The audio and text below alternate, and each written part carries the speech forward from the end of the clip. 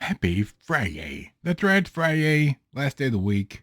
One of our favorite days here because the weekend is just a couple hours away. The work week is on its way out. And today we're talking about The Return, or Kikyo, the second movie sent to me by Bushido Blues. So don't go anywhere. You don't want to miss this. Oh, Tatsuya Nakadai. That's right. Previously on the Nerdy Ronin Network. What die had new to naughty say yo.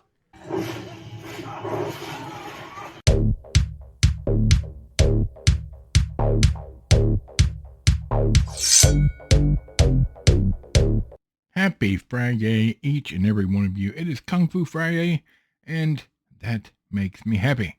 I hope you all are doing well. Like and subscribe if you haven't already. In the description down below are all the stuff we like and use, or our links to our website, our merch page, etc., etc. Codes for coffee and other things that you might enjoy. Check it out. All right. My birthday was earlier this month. Bushido Blues sent me 2 movies to watch and enjoy as a present for my birthday, and I've already reviewed the first one, and today we are reviewing the second one. It is Kikyo, The Return. Depending. So let's take a look at it real quick. Kikyo TV movie 2019, 1 hour and 59 minutes. A samurai drama. The Return tells the story of an ailing outlaw who returns to his hometown after a 30-year journey. In the village of his youth, he decides to save a girl in dire straits. Okay, that's a horrible synopsis, but I mean, most of it's correct in one form or another. Directed by Shigemaki Sugita. Sure. Written by Shuhei Fujisawa, Masahiro Kobayashi, and the aforementioned Shigemichi Sugita. Oh. However, it stars Tatsuya Nakadai, which I've discussed before, Takako Tokiwa, and Kazuki Kitamura. It's got a lot of people in it. And I can't pronounce their names either. But I do know Tatsuya Nakadai. And you should too if you've watched any samurai movies over the last 50 years. Okay, so yes, to start things off, this was a TV movie. I'm not really sure like how that works overseas or in Asia or what have you. Like here in America, a TV movie generally is lower quality, not necessarily a great story, but something to watch on the cables. This, however, is nothing like that. It's a high quality movie that just tells a great story. This is about an old man who's dying. You're introduced to him, you realize he's really sick and old, and he decides to go back to his hometown after 30 years of being away. And throughout the movie, you see flashbacks and discussions with certain characters that explain everything that's happened over the last 30 years and why he left the town to begin with. Is he a hero? No. Like he's done some really bad things? Like he's,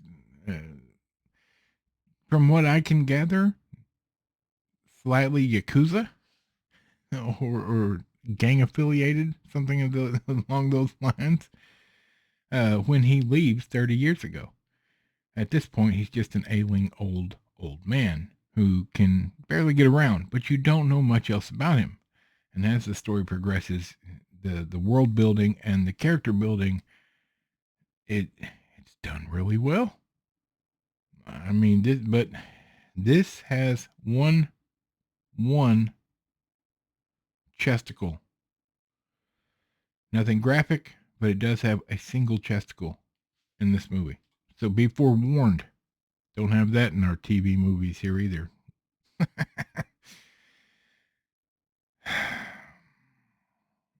This is a great story. It covers all the bases and introduces you to the characters the correct way and walks you down a path that has a satisfying, or at least semi-satisfying, ending. What does it not have? A whole bunch of sword fighting. This is not a samurai movie. But there are katanas involved, and there's a couple of sword fights. But it's not about that. This is not an action movie.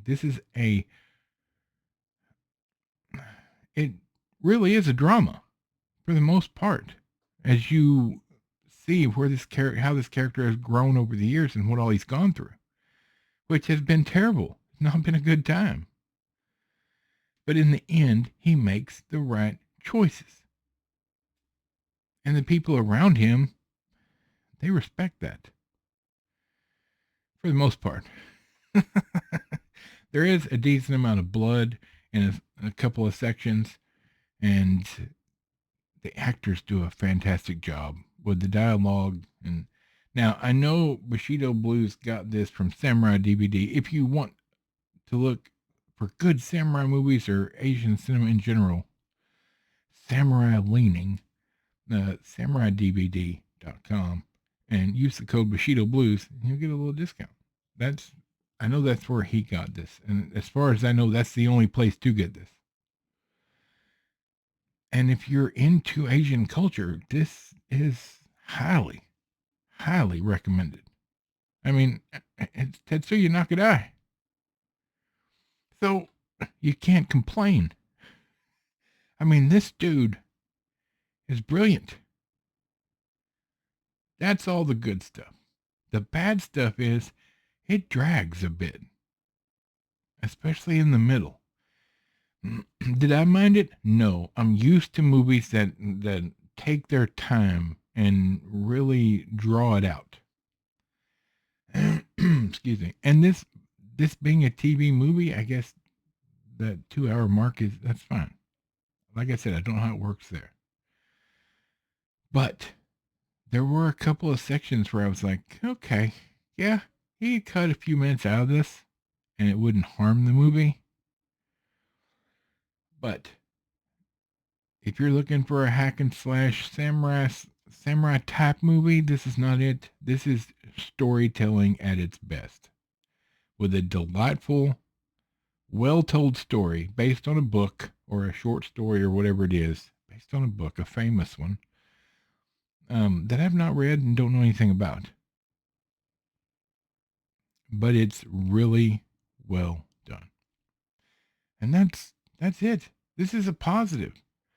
This is not like date night. This is not action time. This is just a great bit of entertainment.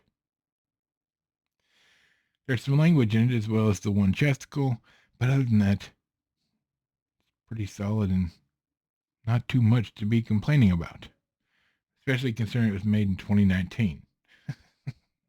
All right, I have to go. I'm starting my weekend early, y'all. It's been a rough week, and I'm a bit worn out. I may take a nap. Maybe. Probably not. I usually don't do that. All right. I hope you guys have a great weekend. We'll be back on Monday with probably class. I'm probably going to go classic next week. I've got to be honest. Now, most of you have already turned off, but that's okay. For those of you, the one or two that are still watching, I'm going to continue to do this regardless of how many views we get, but I would appreciate it if you would like and subscribe and show that we're doing a good job.